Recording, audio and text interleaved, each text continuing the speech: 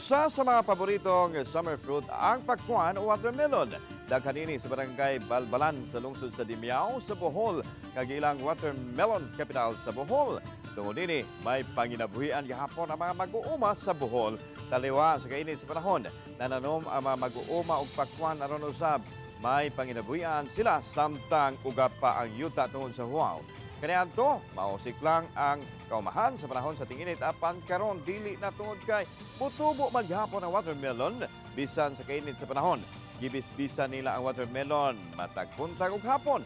Aduna sila lain-laing varieties sa pakwan nga gitanom sama sa sweet 19, buffalo, cantaloupe, dayan ug dew ug bisan nga grabe ang kainit sa buwan sa Mayo.